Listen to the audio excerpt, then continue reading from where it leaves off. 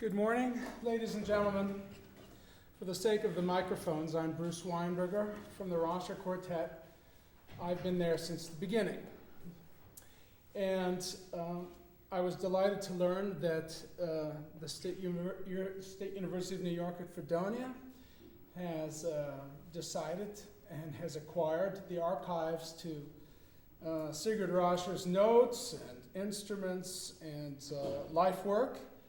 And because of that, there's a recording being taken place today, the 28th of June, 2006.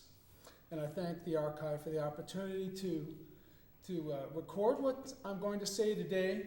But I'd like to say what I'm saying today, these are my opinions, these are my memories, including my memory lapses, my exaggerations, and what happens when many years pass by and one imagines perhaps an ideal that wasn't quite like that, or imagines something that was terrible that actually was better. But when it's 30 years behind you, or in this case, conceivably 36 or 38 years behind you, my memory may not be what it ought to be. So I apologize in advance for all the mistakes I'm about to make. I'd also like to apologize for the fact that when I speak about Sigurd Raschèr, there will be moments that where you'll find that I get a little bit emotional. I may have to wait for a moment before I continue, but that's the way it is because he meant a lot to me, as he did to a number of people in this room. So I apologize in advance for that, but old people get sentimental. I don't like to think of myself as being old, but I'm getting older. So, if I tell you about the Raschèr Quartet's history, unfortunately, I will also at some point have to talk about my history in relationship to the saxophone. So I apologize for that. That's always the sort of thing that people first of all, don't like to talk about, and secondly, most certainly don't like to hear.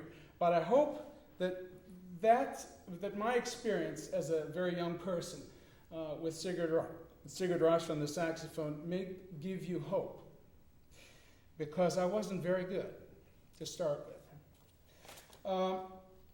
Perhaps to start with, I'd like to say something briefly about Sigurd Raschèr.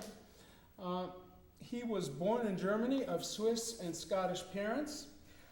His early childhood was spent in Switzerland.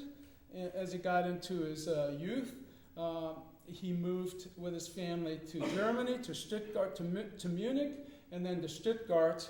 I don't want to say much about his childhood. I just want to say that there's one thing that one could describe as being perhaps the primary influence in his early years, and that's the fact that he had the privilege to go to the first Rudolf Steiner school, the first Waldorf school. I'm not going to talk about that kind of education today at all. I'm just going to say that that experience was a profound influence on who he became, how he carried himself, what kind of teacher he became, etc., and the whole artistic spirit in Sigurd Raschèr's life. His experience in the Rudolf Steiner School and the Waldorf schools was a profound life experience. He began playing the clarinet after a while, and he had the good fortune in Stuttgart of having a teacher at the Musikhochschule there at the university level, who Mr. Dreisbach was one of the great German clarinet players. When I say great, I mean he was good enough that Paul Hindemith dedicated a work or two to him, among many other famous composers. So he was a world-class clarinetist, and that was, in turn, an inspiration for Sigurd Raschèr as a young person. He didn't have an easy life. When he was living in Stuttgart and started studying, he couldn't support himself without having this rhythm. He'd go to school, like you all do, or some of you do, here in the university, and then all night, he'd play in a dance band, because without the money, he couldn't live, he couldn't go to school, and he couldn't support his family. This is what Sigurd Raschèr had to do, for those of you who think, gee, great career, famous guy, must have been born with a silver spoon in his mouth. Very, very far away from that. So, he was playing the clarinet, but in the dance band, people said, well, you ought to pick up the saxophone, that's pretty close to the clarinet. So he picked up the saxophone, and he went and played it in the dance band. And one day the band leader said, Sigurd, is that all you can do with a saxophone? Is that all you can do? Play this dance stuff? Can't you do more with this instrument? And that kind of bothered him. He was the kind of guy where if you asked that kind of question, he'd then go to work for the next 10 years to find out. So he did. He started practicing. He didn't have a saxophone teacher. So he practiced all kinds of stuff. He tried to play high and low on the instrument. He tried to play perhaps higher than anybody else had tried to play on the saxophone. So he went to one apartment and they threw him out. He went to another apartment and they threw him out. He went to the third apartment and they threw him out.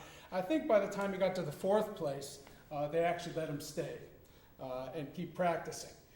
He, of course, for his own interest, he played old music. He looked for contemporary repertoire. There was next to nothing written for the alto saxophone. There were things like the Hot Sonata.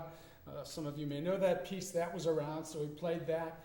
And a person who heard him play and admired him and just happened to be one of the great German interpreters of Bach, a singer, said, "Sigurd, why don't you play Bach on the saxophone?"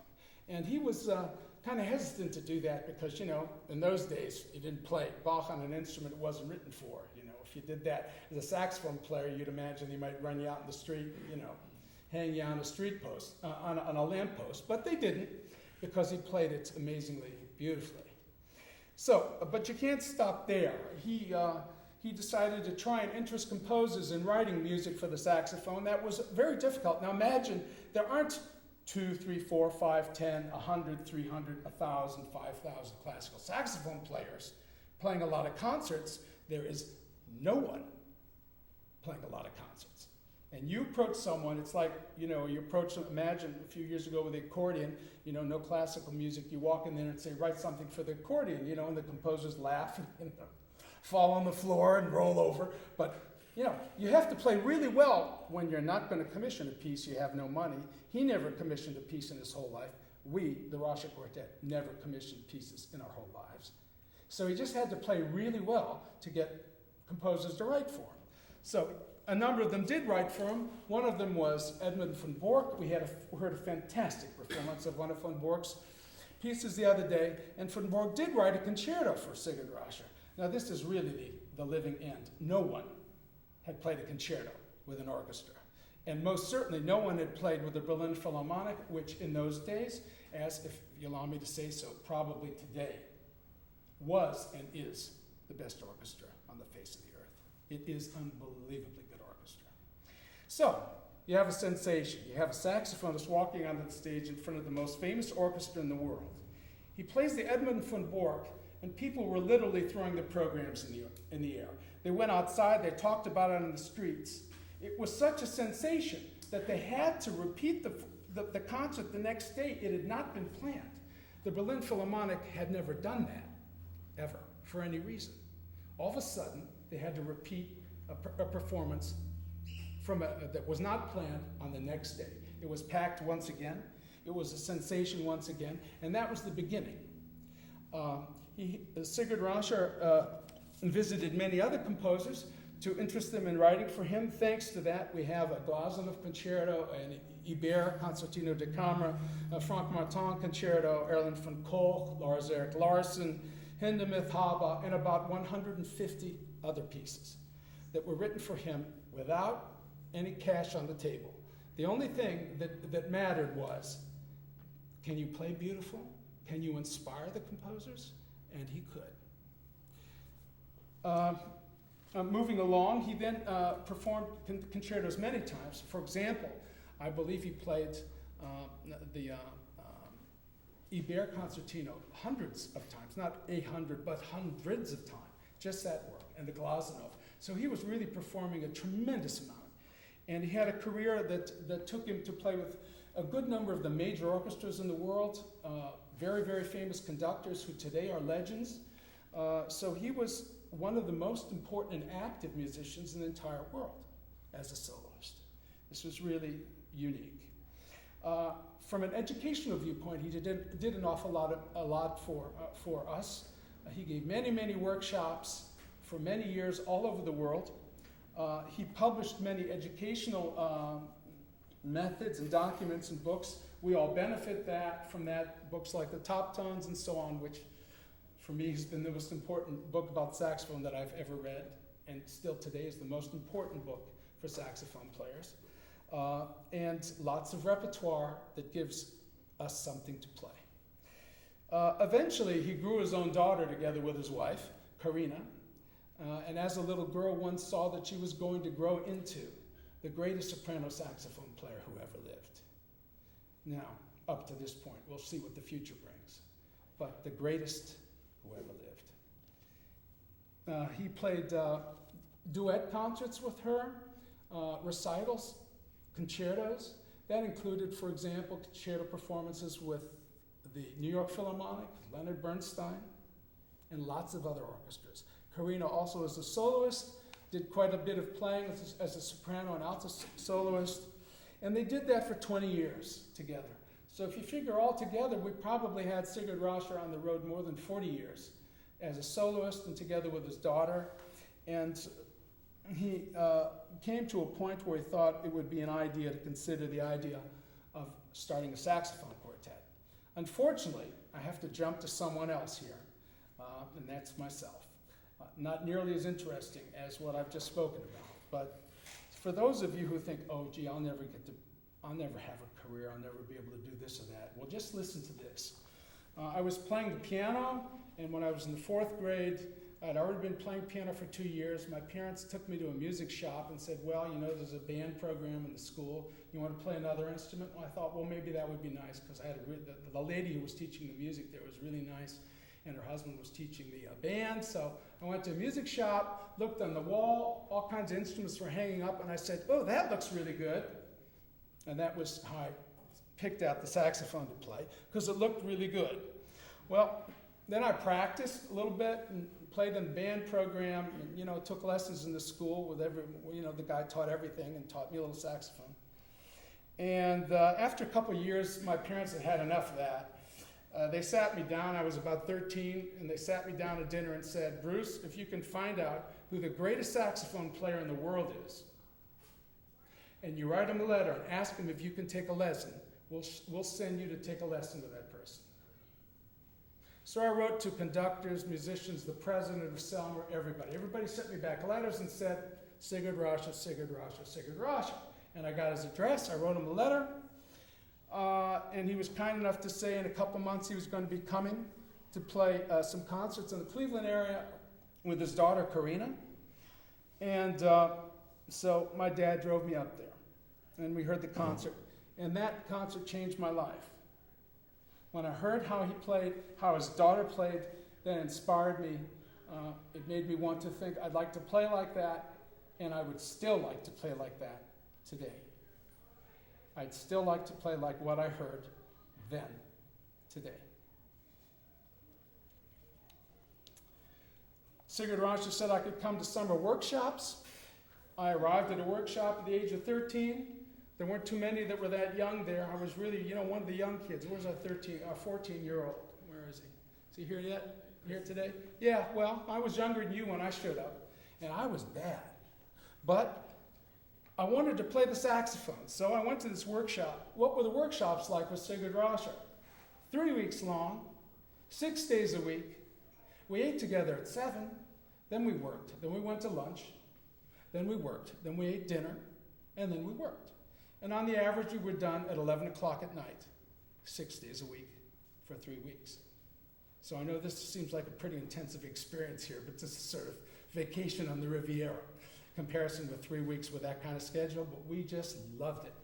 Because with Sigurd Raschèr, it wasn't just a question of learning how to play the saxophone. We learned about life. He tried to teach us to observe more carefully, to see what's going on in the world, to observe the world of nature. He was a man with tremendous experiences that had made the world of nature come alive for him. I'll describe that in a minute. But for example, when we studied a piece of music, 13-year-old kid, he sent me off to the library, who was Johann Sebastian Bach? When did he live? What kind of writers were writing literature at that time? What did the architecture look like in the cities where he lived?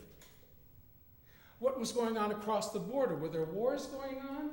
Was there an interesting culture, a developmental movement in the visual arts? In other words, you had to get the whole story, the real lowdown. Who was the composer and what kind of world did he live? And when you got that perspective, then maybe there'd be a chance you'd learn how to interpret that music. Without that, his viewpoint wasn't much chance at all. So that was an interesting thing I'd learned, because I certainly didn't know that. And all of us were inspired to do things like try and transcribe pieces for saxophone quartet written by older composers, and we learned an awful lot through that. Anyway, I could just talk about the workshops for the next 3 hours, so I will not do that. I got to keep moving here. I just want to say that we were amazed at what a great teacher Sigurd Raschèr was. So I remember one day I went up to him and I said, because my mom and dad taught me to be like this, I said, thank you very much for being such a great teacher and for having all the patience and everything. He said, well, it's better to give than to receive. He says, now is the time for you to take and for me to give. But later, it's going to be your turn to give, your turn to teach.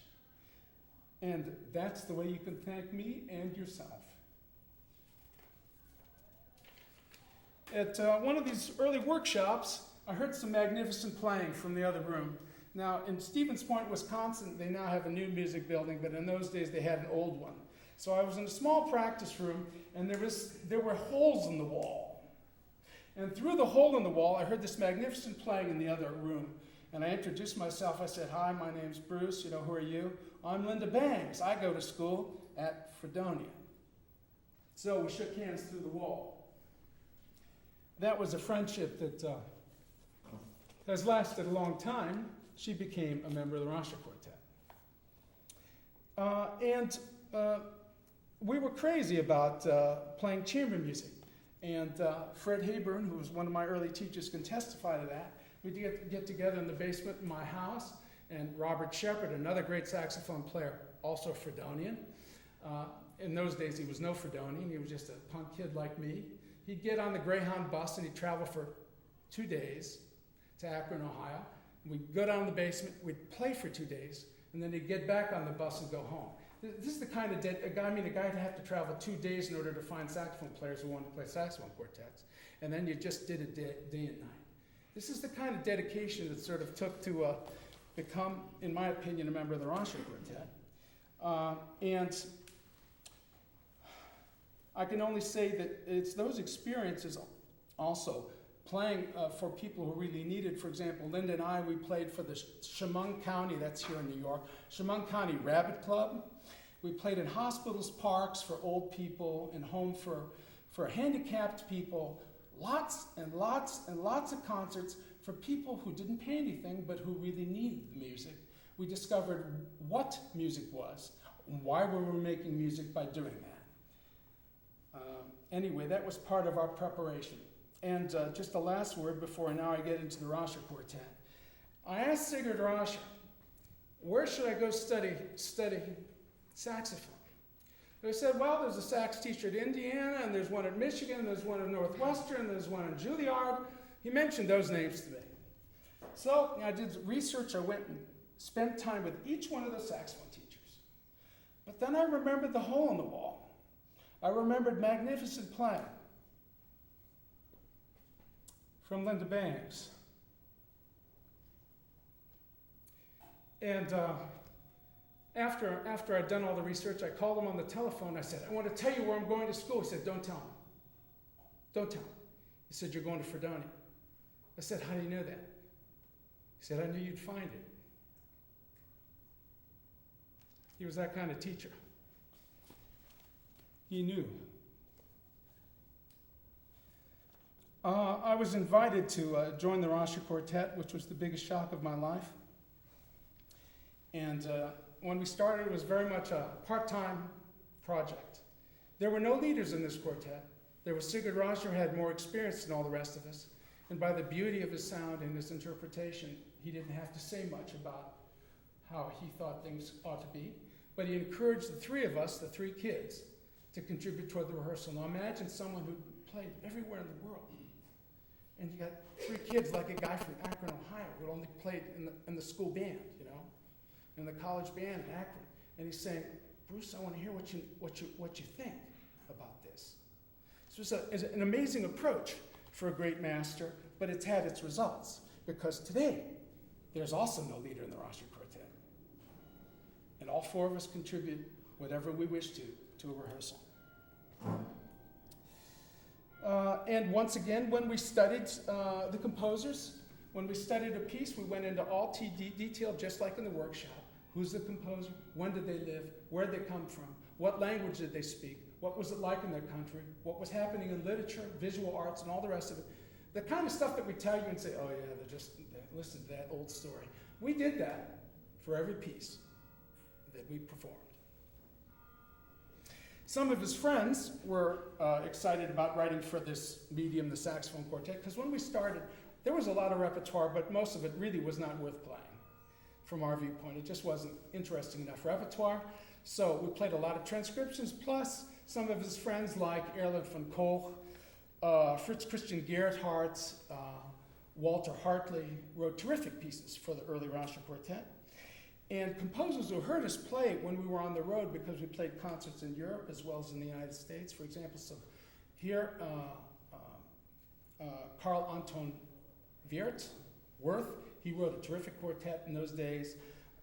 Emil Holobio from Czechoslovakia, Zdeněk Lukáš wrote a fantastic piece, by the way, with a fantastic tenor part. Fritz Christian Gerhardt, a German composer. There's some wonderful pieces from that time, but you might say the emphasis was on trying to learn how to play beautifully, on learning how to play simply good chamber music, because you had one very experienced musicians, a second fairly experienced musician, and two complete idiots from the viewpoint of experience with chamber music. So a lot had to be done just to get us to get on track.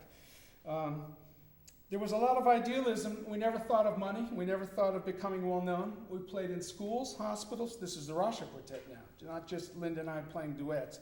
The quartet played in schools, hospitals, old people's homes, community for the homeless, for homeless children, and now and then a big gig, but not many. The first concert from the Raschèr Quartet was in the Pestalozzi Kinderdorf in Germany. That's a little village for children whose parents are alcoholics or in jail or drug addicts or whatever. They can't live with their parents, so they end up in a community living with families, like 12, 13 kids living in a family with foster parents, you could say, who take care of them. And there was a Waldorf school there, and we played our first concert ever there. To give you an idea of the humble beginnings of the Raschèr Quartet, and we were very grateful to play that concert. Sigurd Raschèr took us to museums on the road. He emphasized the importance of learning languages. He himself could speak 9 or 10 languages. 9 or 10 languages. He explained to us about the history, the architecture, the literature, the visual arts. Anywhere we went, he stirred our interest in broadening our horizons, in trying to become human beings with a little more experience and understanding of how the world works and where it came from and where we're going, so that we could become better musicians, all in the service of the music. So how did Sigurd Raschèr play? I remember hearing him play a concert at a workshop before I was a member of the Raschèr Quartet. It was very hot in the room, very hot. The piano was very flat, the saxophone was very sharp, you all know how that works. So he has the neck out, just sort of wiggling. And he has the mouthpiece on the end, sort of wiggling. So you imagine the difficulty of getting in tune with that piano, which was like 435 or 433 or something, ridiculous. This is, though, in the 20th century in Wisconsin. He plays Plaisir d'amour. Does everyone know Plaisir d'amour, the love song?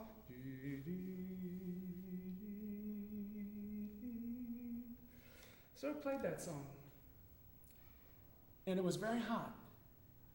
And when he was done, no one applauded for a minute or two, because one tone was sharp, one. And it was so beautiful that we all knew if he played the A, it was the A, in tune, then we'd all died and go into heaven. We all knew that. We were convinced of that. And no one spoke with each other at that time. Half the people in the audience cried.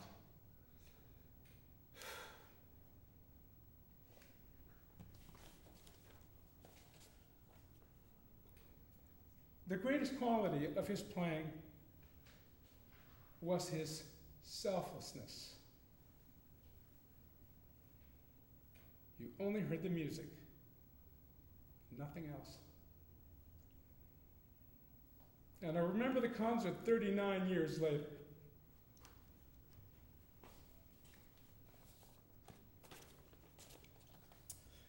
Very briefly about myself, I went to Fredonia. I'm very grateful for that opportunity. I learned a lot here. In this room, I invited people to come and play string quartets with me, but of course without the viola. I played the tenor saxophone and played Mozart and Beethoven and Haydn. Just chamber music nuts. I had the great opportunity to play in saxophone ensembles and quartets here, but I did everything I could do any time of the day or night to play chamber music because that was my great love and still is. I went on to Indiana University and played duets with Eugene Rousseau. He's a very nice man, but for some reason or the other, he didn't really want to teach me anything, but he was very nice, so we played duets for 2 years. While I was there, I had free lessons, probably because I just looked like I needed it, from Janos Starker, at that time maybe the most famous cellist in the world, at least one of the most famous four most famous cellists in the world, Janos Starker, great Bach interpreter. I worked with George Sherbak, great pianist, famous chamber music coach of great singers in Vienna for 6 years. I worked with teachers like that at Indiana. I didn't pay any of them anything. I offered to, but none of them, they all took pity on me and yelled at me and screamed at me until I could play Bach and Mozart and Schubert and Schumann and Beethoven and Bartók and all the rest a little more convincingly as a saxophonist. Because of course, as a saxophonist, how would I have any idea what to do with this music? It was a very good time at Indiana for that, but that kind of experience I can encourage all of you to do. So, special Raschèr Quartet experiences in the days of Sigurd Raschèr.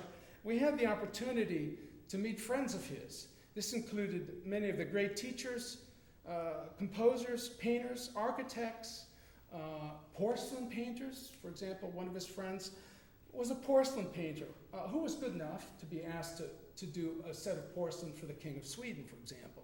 We met this porcelain painter. She also happened to be a brain surgeon, so we met a brain surgeon at the same time, and also her husband, Werner Wolf Glaser, who's written an awful lot of very good saxophone music. We met dancers, farmers, people who were doing fantastic work working with the retarded and the handicapped, research scientists in medicine, including in particular in cancer treatment, eurythmists, normal and homeopathic doctors, biodynamic gardeners. We met a lot of people who made impressions on us, and those impressions have stuck with us and helped made us, the younger members of the quartet, I think, better musicians. We even performed with wind ensemble because we had a piece by Erland van Kolk, and for us that was a big deal. Never played with orchestra. Boy, I got to play with a band. I was tremendously excited. In 1980, Sigurd Raschèr retired from playing in the Raschèr Quartet. He didn't think it was good enough anymore. He was getting old. And so I moved to Europe, and the two other colleagues, the two ladies were already in Europe, so we ended up all living in Germany. Before I proceed, I think it would be good, Ken, if you could play a little bit of a DVD of the next incarnation of the Raschèr Quartet. This is don't get scared, it's an hour-long film. We're going to play maybe 5 minutes of it. But you can laugh at the young guy holding the tenor.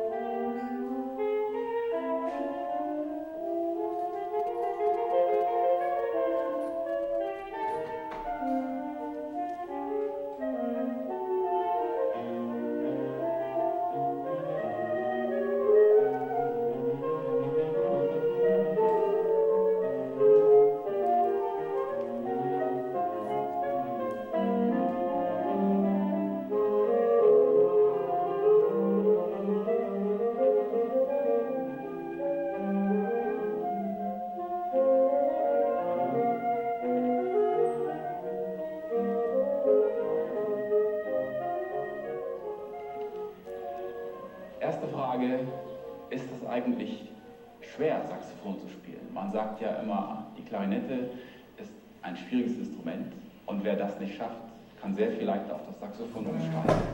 Ist das so? Ist es genauso schwer, schwieriger? glaube, das ist eine relative Frage.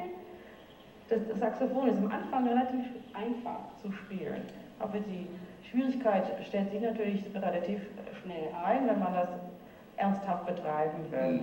Aber zum Beispiel für einen Schüler ist es ein großes Erfolgserlebnis, mit einem Saxophon anzufangen, weil man relativ schnell eine schöne Melodie spielen kann.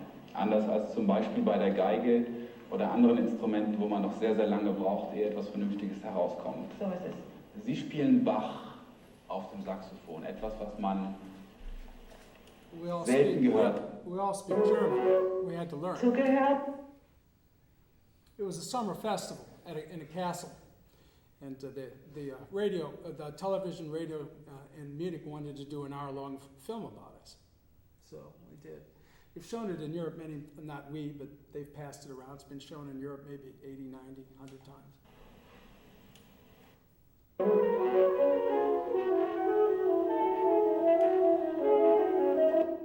Zugehört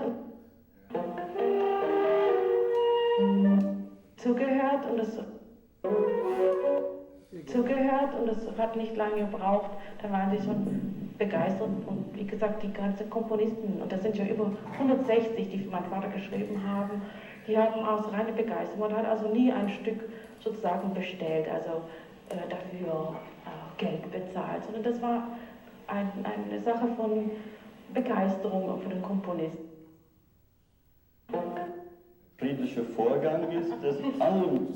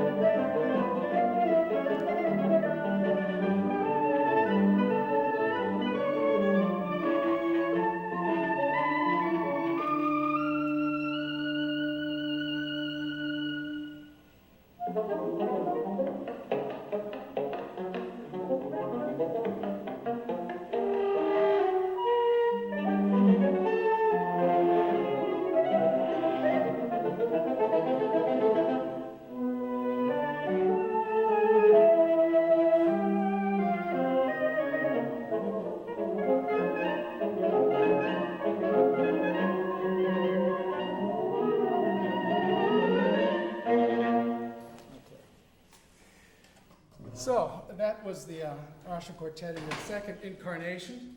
As you see, in 1980, 1981, the other three of us were living in Europe, and we were starting to get nervous and had the feeling we had to play quartets again after Sigurd Raschèr retiring. That was, of course, for us a shock. You know, even though we knew it was coming, it was a shock. So Sigurd Raschèr suggested John as a possible replacement, and John was happy to do it and came over to Europe, moved to Germany. We're all living in Germany. But remember, this is a part-time group. This is not a full-time group. So we all thought, gee, it would be great if once 1 weekend a month we could rehearse for 3 days. So we did that in various places. One of those places was, for example, in Tübingen. And I didn't live in Tübingen. I lived down south on the lake, Lake Constance. So when I went to Tübingen, sometimes I stayed overnight at the home of students of Karina. One of them was Christina Rau. I think she was about 10 years old then. She was very cute then also. So I've known Christina since she was, well, she hasn't gotten any taller, but since she was sort of that young, right? But a long time. And then we thought, gee, now let's rehearse 2 weekends a month, so 6 days.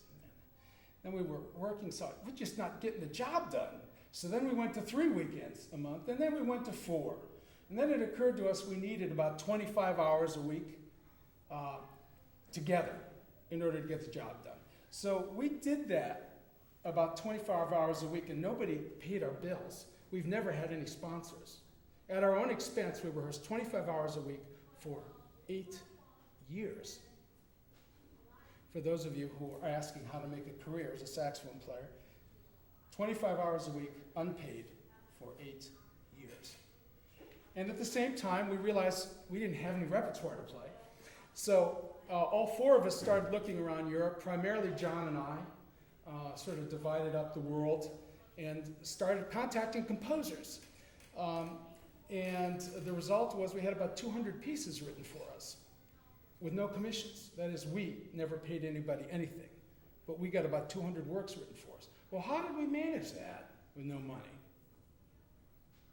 Practice a lot, play well, make recordings, take them with you. I'll give you an example. Has everyone heard the name Luciano Berio? Yeah. Okay. He was on my list because I was Italy. So I went to Luciano Berio, I contacted him, he said, you can come visit me in Salzburg at the festival. I'm writing an opera for premiere there. So you can come down and visit me in the villa, but I won't have much time. So I get on the train, I go to Salzburg. I have a cassette player with a double headset hookup on batteries. So I get off the train, and all of a sudden, one of the batteries starts leaking. My batteries don't work. I'm supposed to meet Luciano Berio in 1 hour. It's 7:45 in the morning. So I start running around the streets of Salzburg like a madman, asking just people on the streets, can you tell me where I can get these kind of batteries? And of course, no stores were open. But some guy took pity on me, took me to his house and handed me some batteries. So I get on the bus to go out to the villa where Berio was staying. He said, Mr. Weinberger, I may not have a lot of time for you. There's someone waiting here who was the principal critic from the New York Times. And there's someone coming in a few minutes who was Lauren Meisel, who was conducting the opera. He said, I can give you maybe 15 minutes. Well, an hour and a half later, I came out. We had listened together. In between, he ran out, grabbed his wife, dragged her into the room, and forced her to listen to us play Bach on the cassette player that now worked because I managed to get the batteries. And at the end of that, he said, the sound of the Rascher Quartet, this tone quality that you produce, is for me the closest thing to the human voice of any instrument I'd heard. These are not my words, this is not me bragging, these are the words of Luciano Berio. The closest thing to the human voice. And he said, someday I'm going to write a piece for you with voices. He didn't ask for a commission, he didn't say my fee is $80,000, he didn't say a word. He just said, someday I'm going to write a piece for you. 2.5 years later, we get a call from Intercontemporain, from an organization that Boulez is conducting, and they say, your piece is finished. Piece is finished. I said, what, Boulez wrote us a piece? No. Luciano wrote your piece. We commissioned it. Premiere is in 4 weeks in Paris in a very big concert hall with Intercontemporain ensemble. So we're thinking, well, but we don't have the music yet. 4 days before the premiere in Paris, the music arrives. We were on tour in Israel. So we got the bar open in the Hilton and practiced all day and all night in the bar in the Hilton in Jerusalem for 4 days to get ready for the premiere. This one worked out well. We got a great piece of music with voices, and it's been recorded for some time. Then there was another story. On the same trip, I went up to Vienna. I won't tell you the name of this composer, but I, of course, had called in advance, contacted him, sent him information, knocked on the door. He opens the door. Before I could say good morning, he says, I hate the saxophone. He hates the saxophone. He had said I could come by, but he says, I hate the saxophone. I hate the saxophone. He said, well, shall I leave now? I said, well, not necessarily. I said, okay. I said, let's listen for 5 minutes. And if at the end of those 5 minutes you still hate the saxophone, then I'll leave. So we sat down, we listened for 5 minutes. Actually, it ended up being 35 minutes. And then he said, oh, I love this. This is different. I love the saxophone. I'd love to write a piece for you. I was very young and he was very old, and very young as a member of a professional group. And I said, You didn't have the manners to greet me like a fellow human being at the door. So I thank you, but we're not interested in having you write for us. And I left. You can have all kinds of experiences and encounter composers. Well, I visited another 200 since then, or 250 since then. And, but when you come with no money in your pocket, there's only one thing that counts. How does it sound? Is it beautiful or not? Is it good enough or not? I just want to say that one thing that was very clear at that time, we wanted to build up our repertoire. We succeeded. We got composers to write for us like Xenakis, Berio, Eric Berryman from Finland, Günter Bialas, Michael Deenhoff, Donatoni, one of the most famous Italian composers, Manzoni, Roxach from Spain, Sven David Sanz from Sweden, Wolfgang von Schweinitz from Germany, Terzakis, we heard a very nice performance of one of his pieces the other day, Eric Urbaner from Austria, Miklos Maros, Ruth Zeklin, and many others, countless others. And our aim in working on this music intensely once it was given to us, because we accepted a personal responsibility, the music was written for us, now we've got to interpret it well, was to interpret the music in such a way that the audience, even if they know nothing about modern music, gets something from our performances, even if it's a very modern piece. We accepted a real responsibility for the interpreting this music, and that's another reason why we rehearse so much, to get it right.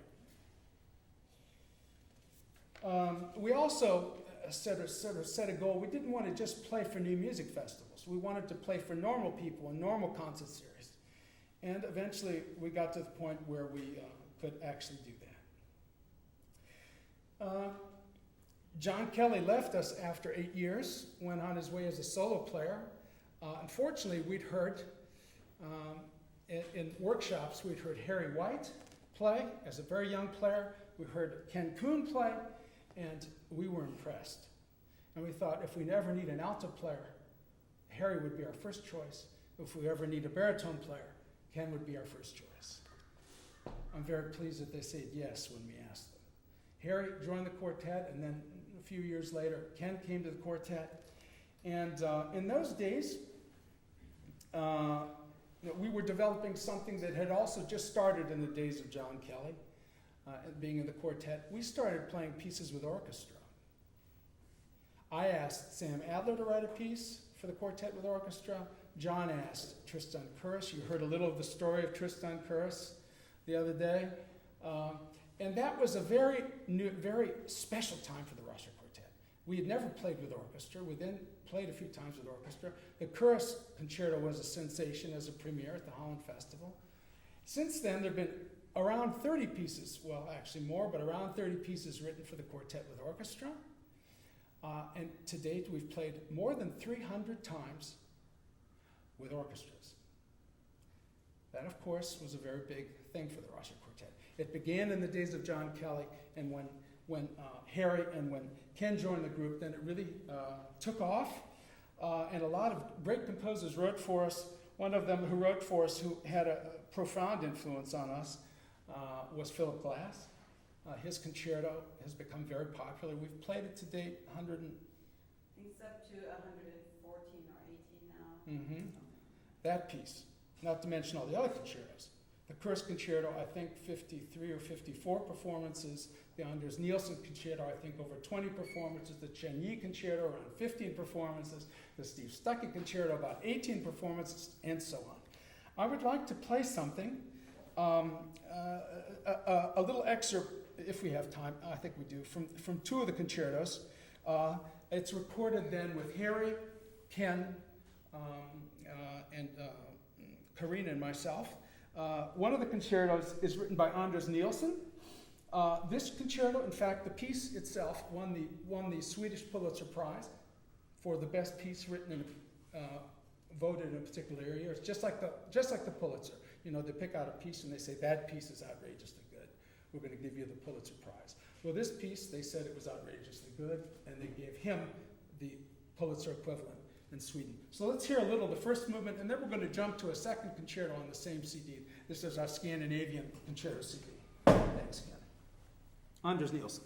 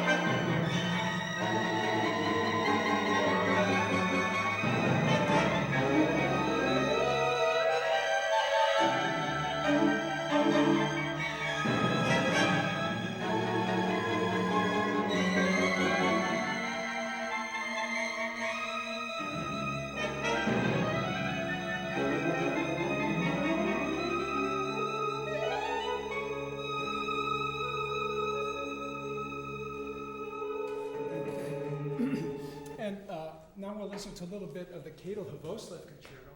He's a very, very fine Norwegian composer. Actually, I can highly recommend this CD because also the third concerto by Kaipainen is just also a very good piece. We just don't have time to, listen to all these pieces.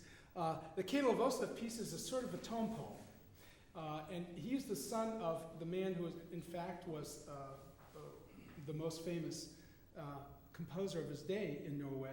His name is Simmerud. But he didn't want to have this, he didn't want to, as a composer, continue as the son of Simmerud. So that everybody would introduce, gee, that's an interesting name. Do you know the famous Norwegian composer Simmerud? And actually he was himself at least as good, if not better, than his dad. So he changed his name to Hvoslev, and he wrote this piece at the same time for us. Of all through the Scandinavian concertos were written about the same time. Norwegian composer. Premiere was with the Bergen Philharmonic, terrific orchestra. But this is all recorded with the Swedish Chamber Orchestra, another very fine group.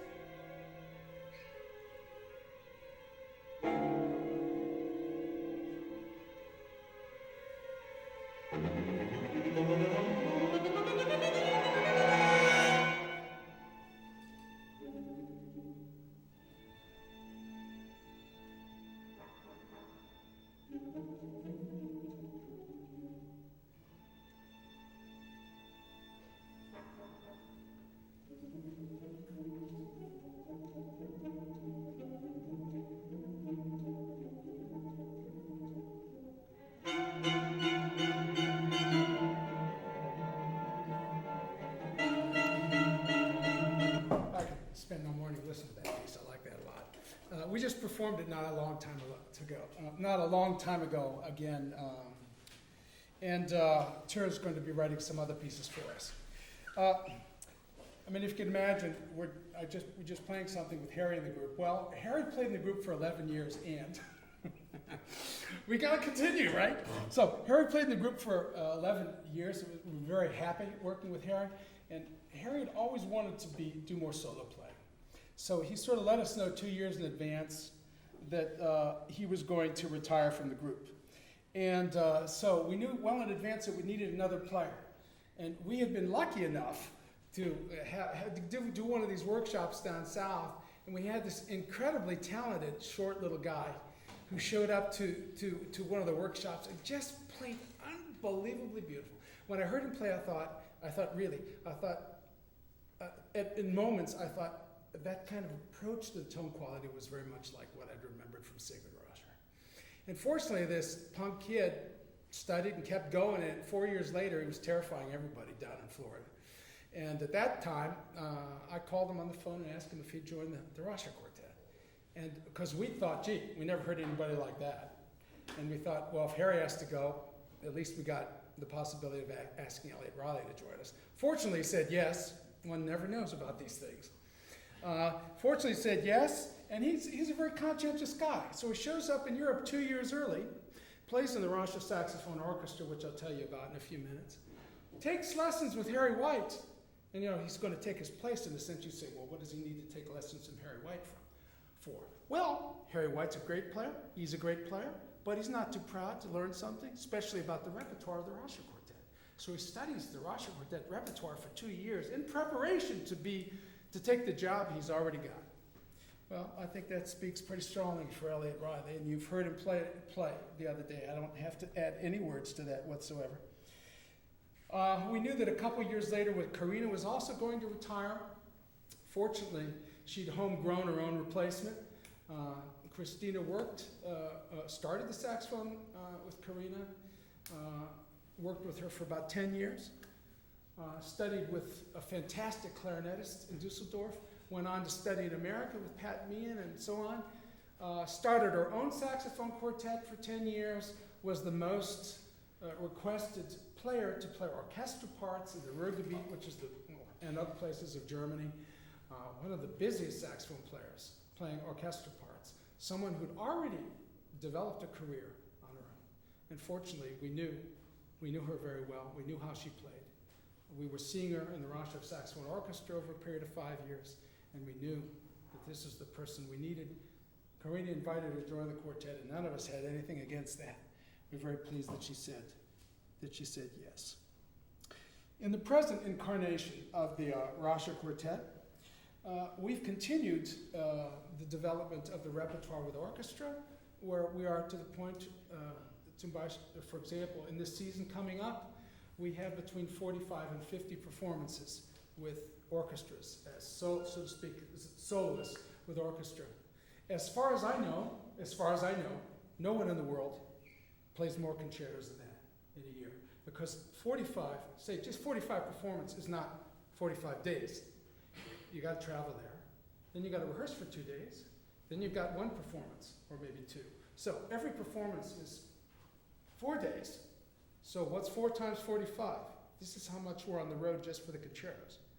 So it takes a tremendous amount of time, but then you reach big audiences. On a bad day, you got 500 to 1,000 people in the audience, and usually it's more than that, 1,500, 2,000, 3,000. It's a chance to really get the saxophone out there in the public eye, and so we've been developing that. We also got another idea, and the idea was to invite composers to write pieces for us for the quartet and choir. And we started working with professional choirs. Some friends of ours who were working with choirs, one said, gee, can you suggest a composer to write a piece for us? And I had been in contact with Erkki Sven-Tur, a very famous and very good composer from Estonia. And Erkki was going to write a concerto, but I called him and said, look, the radio choir in Cologne would like somebody to write a piece. Could you write a piece for us with voices instead of with orchestra? So he said yes.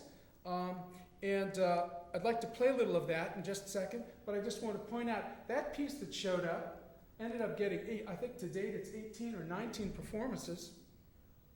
And we made a CD. And the CD we made, that came out last summer with Harmonia Mundi, was conducted by Paul Hillier, you know, the founder of the Hillier Ensemble, a very famous singer. He's also a terrific conductor. We recorded with the Estonian National Chamber Choir. It won the German Recording Prize. It won the Diapason d'Or from the French, and it was the pick of the month and the pick of the year as a choral recording by the Gramophone magazine in Great Britain. So we don't get any money because of that, but it's won three international prizes in that sense. So you can hear a little of this piece by Erkits Ventur, and just to say where this idea has taken us, we have 9 other pieces now for quartet and choir, but this was after the burial, which was only 8 singers. This was the first piece, really good piece we got, with a full-size chamber choir and the Raschèr Quartet. This is jumping into it.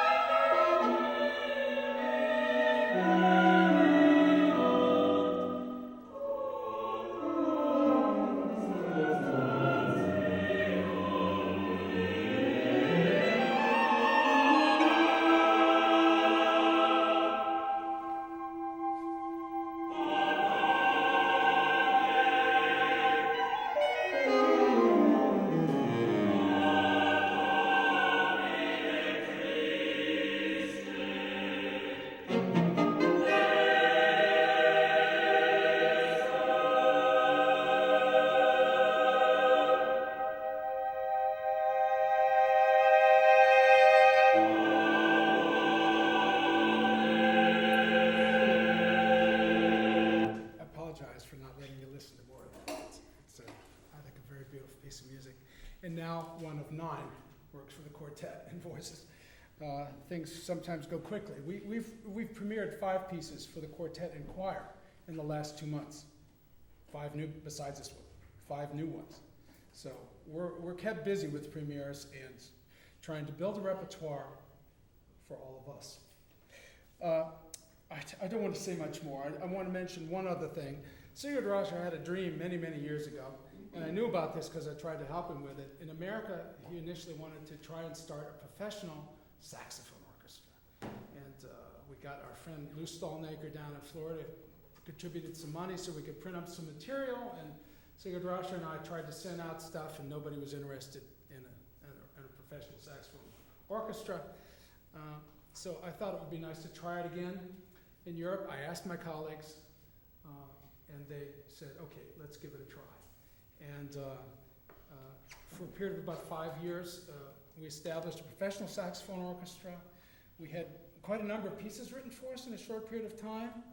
And we hope that we'll be able to continue. We did only make one recording, kind of early on, and I'd like to play something from it just so you can hear what a professional saxophone orchestra can sound like. Professional saxophone orchestra being 2 basses, 2 baritones, 2 tenors, 4 altos, 2 sopranos, all pros. This CD's been on the market for a while. To be honest with you, 3 years later, we were playing a lot better than what you hear on this CD, but still, it sort of gives you a rough idea of what we started like. It was, I think, the 2nd year when we recorded it. We'd only been playing together 1 year, off and on, and the results of the work of rehearsing off and on for 1 year is what you're about to hear. Theoretically, the group still exists, but it's the old story. Professional chamber orchestras of that size always have some financial backing. We have none, had none, and so we can't continue unless we get some, because we can't charge people less money to hear a group like that without some support to cover the expenses. Not to pay people big fees, just to make it possible to offer the group cheaply. But it's something Sigurd Raschèr always wanted to have. He didn't live long enough to be able to do it himself, so we tried to do it. We've tried to do it, and we hope that it will something that will continue. But take a listen and see what you think.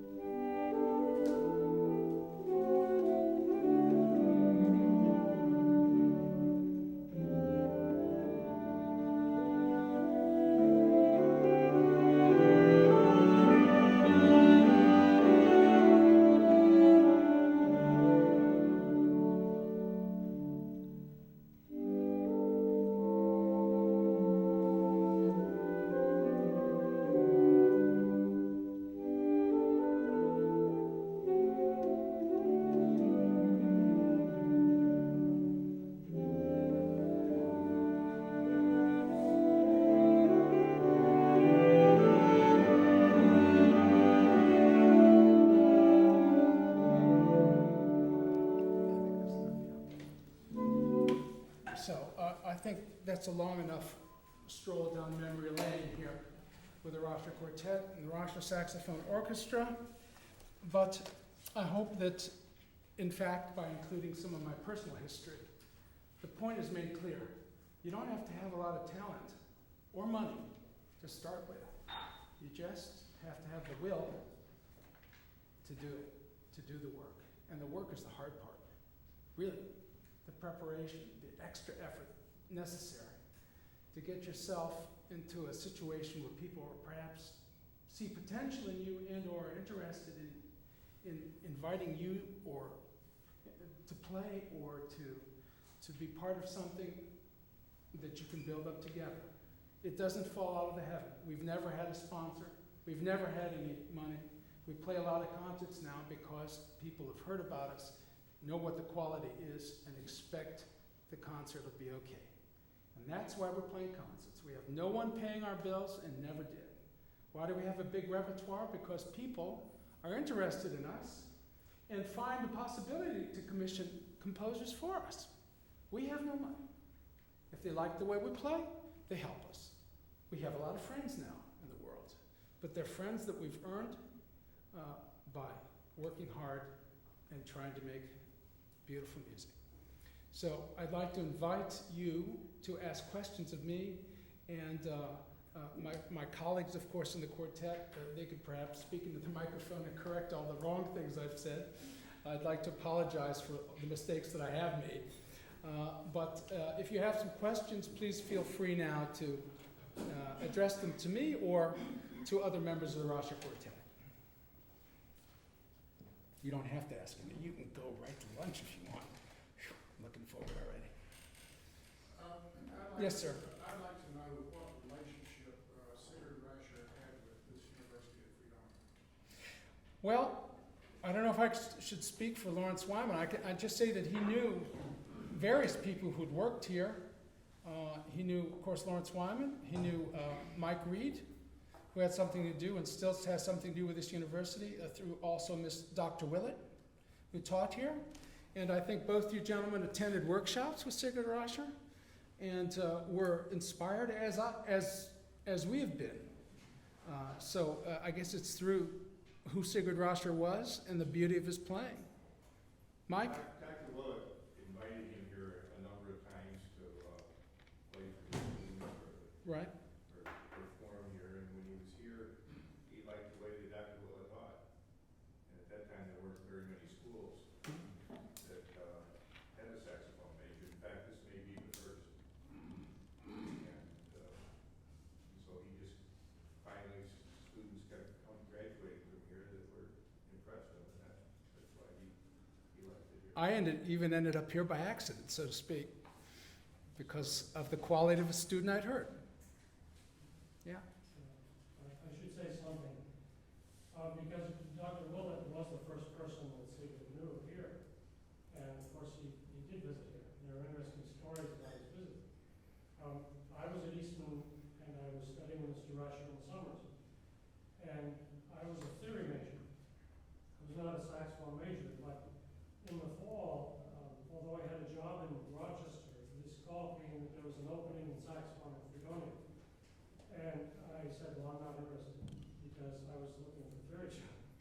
And so I said, no thanks. And then I got a call from Bill Willett one day, and he said, I wonder if you realize what you're turning down. And he said, please come for an audition. And I believe, and I did. And then after a while, I had the job. But I never knew that Mr. Raschèr had anything to do with it. I suspect he did. Yeah. I believe it.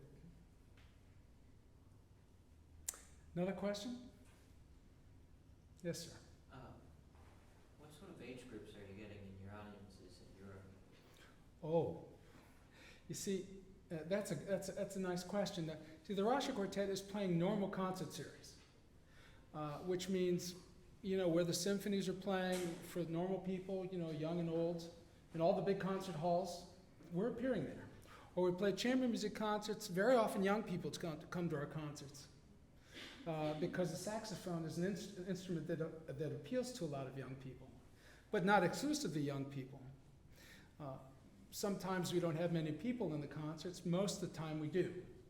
Most of the time we have very well-attended concerts. Also, we have a name, so if we go somewhere, for example, the Philharmonie in Berlin. This is the most famous concert hall in Germany.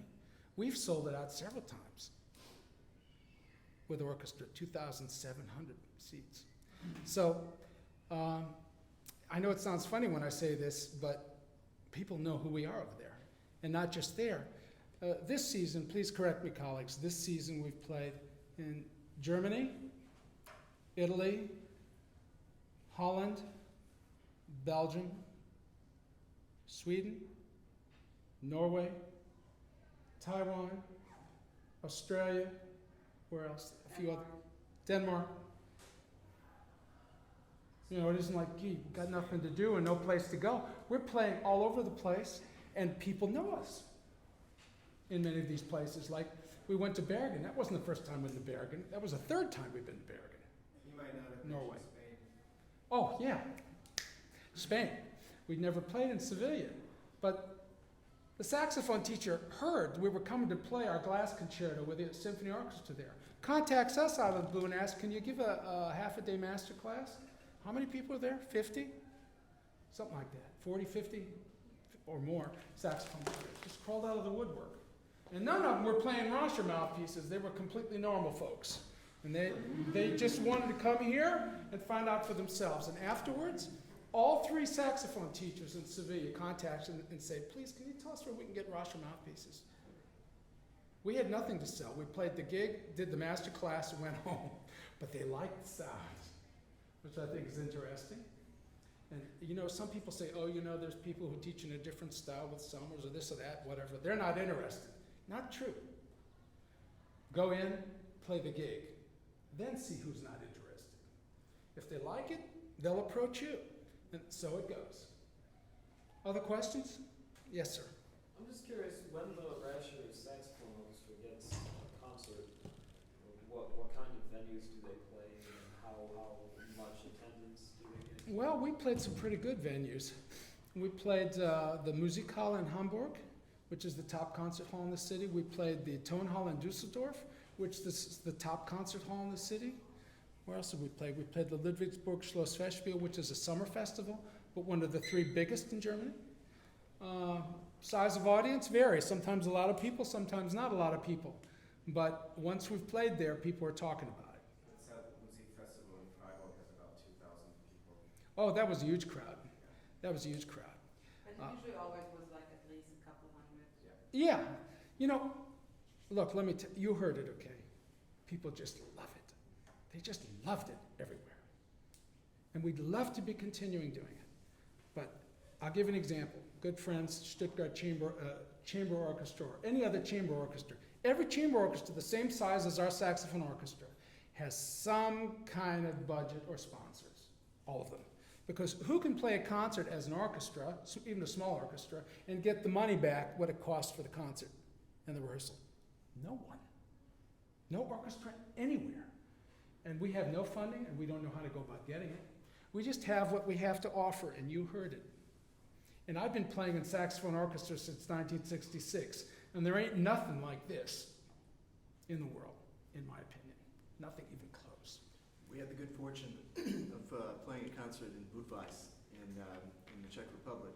Yeah. And afterward, it was a church concert, and it was a pretty good crowd, but one person actually came out that was quite special, a relative of Anton Dvorak. His great-grandson. Yeah, and he told Bruce, and actually I spoke with him as well, and he said several times how wonderful it would be to hear his